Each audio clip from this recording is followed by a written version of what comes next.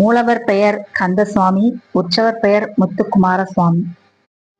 இக்கோயிலின் முருகரை பாடியவர்கள் ராமலிங்க அடிகளார் மற்றும் பாம்பன் குமாரகுருதாஸ் சுவாமிகள்.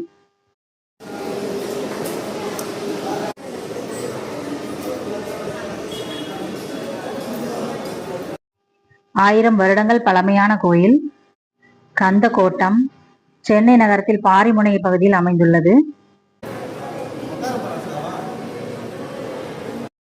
உற்சவர் முத்துக்குமார சுவாமிக்கு தனி கொடிமரம் அமைந்துள்ளது. சிறப்பு நாட்களில் உற்சவருக்கே முதன்மை பூஜை நடத்தப்படுகிறது. இங்க இருக்கிற குளக்கரையில சித்தி புத்தி விநாயகர் அமர்ந்த கோலத்தில் தனி சந்நிதியில் உள்ளார். சரவண பொய்கையின் கரையிலும் ஒரு விநாயகர் இருக்கிறார். இவருக்கு வலப்புறத்தில் லட்சுமி தேவியும் இடப்புறத்தில் சரஸ்வதி தேவியும் அமைந்துள்ளார்கள். இந்த கோயிலோட முருகர் தானா விரும்பி நின்றவர் என்பதால் பீடம் இல்லாமல் தனித்து தரையில் நின்ற கோலத்தில் காட்சி தருகிறார்.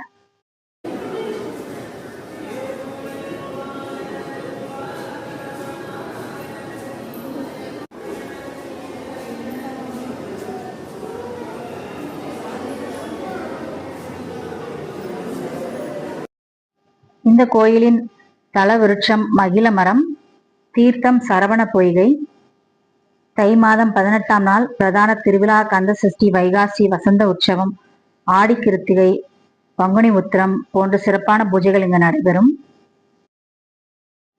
இந்த கோயில் காலையில 6 மணிலிருந்து 12 மணி வரைக்கும், ஈவினிங் 4 மணிலிருந்து 9 மணி வரைக்கும் திறந்திருக்கும்.